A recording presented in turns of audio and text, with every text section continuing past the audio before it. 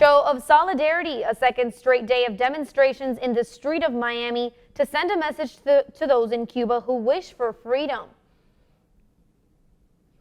One such demonstration in front of Versailles restaurant in Miami's Little Havana neighborhood. The network's Alejandra Garcia was there. That's right, Dano Zelali. As you can see right behind me, hundreds are gathered outside of Versailles restaurants, Cuban exiles in protest of the Cuban regime and in support of those Cuban natives protesting on the island against the government. It's time. It's our time.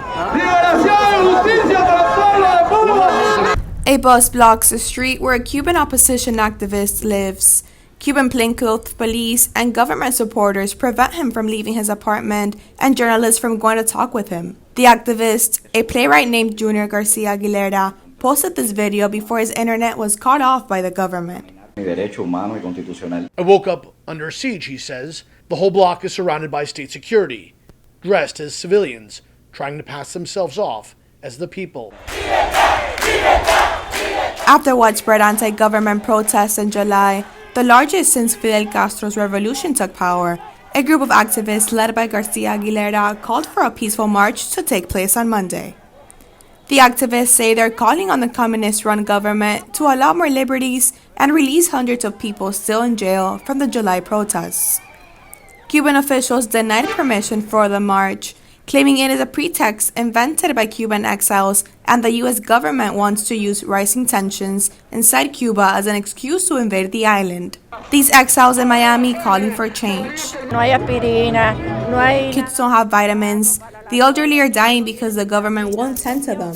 There is nothing on the island. Every day things get worse. These criminals in my country take everything for themselves. And I came here to support the cause of the Cuban freedom. And I believe that if all the individuals come together, they find a new power and unity. And local government officials also coming out to show their support for the Cuban population, both here and on the island. The city of Miami is supporting every single protest that it is geared against tyranny. We hate oppression and we hate any system that curtails liberty. We've spoken to dozens of protesters that say a lot of progress has been made both here and on the island, but there's a lot of work left to be done. Reporting from Miami, I'm Alejandra Garcia, South Florida Media Network.